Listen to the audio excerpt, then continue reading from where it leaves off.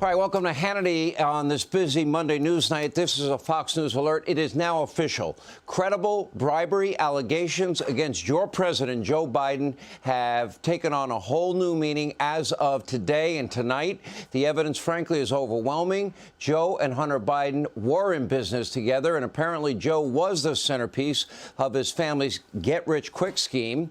Now, Hunter admitted last week he was a hardcore addict. This is an important part of the timeline between 2003 and 2019, including, of course, his crack cocaine addiction.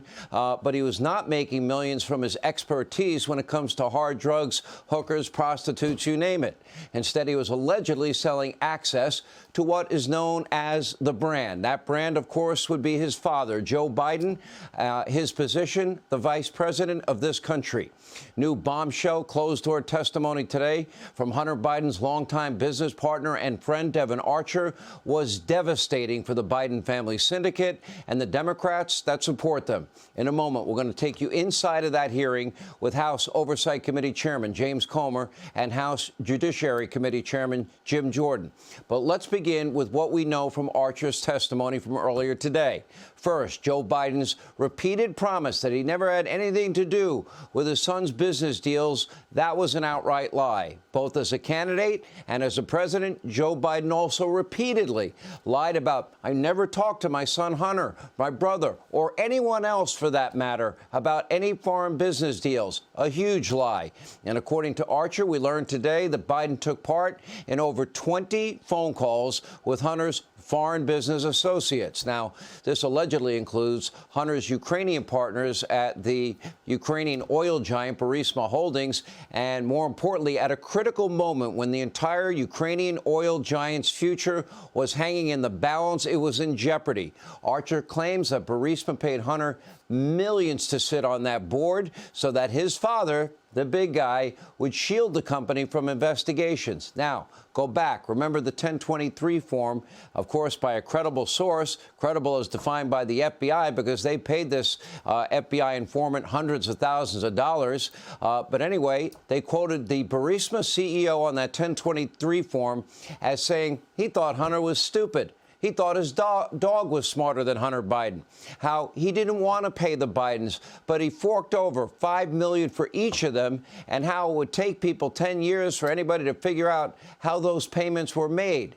Then, right on cue, let's go back to 2015. Burisma executives allegedly at the time putting constant pressure on Hunter Biden to lobby his vice president father about a certain Ukrainian prosecutor by the name of Viktor Shokin, who was investigating Burisma and Hunter for corruption. Hunter and his Burisma bosses even called Washington, D.C. together, according to Archer. This is from Dubai. And wouldn't you know it? Short time later, Joe Biden went to Ukraine. Short time after that, Joe leveraged $1 billion U.S. taxpayer dollars to force that very same prosecutor out of office. They gave him 6 hours to do it, and son of a bee, they fired him. And guess who continued to get paid after the firing? His son, Hunter Biden, who went on Good Morning America and admitted he had no experience in oil, energy, gas, or even Ukraine. But it's not just Burisma, and it's not just Ukraine. Archer testified that Joe Biden also participated in Hunter's sketchy business transactions in communist China and Russia, including conversations with high-profile Chinese businessmen. Remember the WhatsApp message? That was a very important moment, too. I am sitting here with my father. Well, after that little exchange, well, within a week, $5 million was transferred to the Bidens. Also, the former First Lady of Moscow, a woman by the name of Elena Baturina. And then in 2014, then Vice President Biden even attended a business dinner with this Russian oligarch, who, by the way, was mysteriously omitted. How strange. The former First Lady of Moscow, one of the richest people in Russia, omitted from the Biden administration's sanctions against Russian oligarchs. But according to the latest Democratic talking points, parroted by the media mob, this was just a mere coincidence, because Hunter was merely just selling an illusion of access to his father. These were mere pleasantries when his daddy called in. Really? Take a look. A source familiar with the matter tells me that, Archer told the committee that Hunter Biden was selling the illusion in quotes, of access to his father. His father not directly implicating President Joe Biden in any of the foreign dealings, but rather saying that Hunter Biden was trying to essentially trick business partners into thinking he could provide access, direct access to his father. Oh, that's right. They now want you to believe that the crack addict, Hunter Biden, was tricking his very smart, sophisticated, cutthroat foreign business partners, I mean, they must be really dumb, into forking over, in each country, millions and millions of dollars in cash.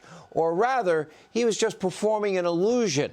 The White House says this was, much ado about nothing, accusing Republicans of wasting time and resources. But if the last name were Trump, what do you think they'd be talking about every second, every minute, every hour of every day, every week, every month for the next 3 years? After the hearing, a very nervous-looking Democratic congressman, nothing but an apologist for all things Biden, Dan Goldman, the congressman, admitting Joe frequently spoke to his son's business partners. But according to Goldman, they only talked pretty much about, like, the weather.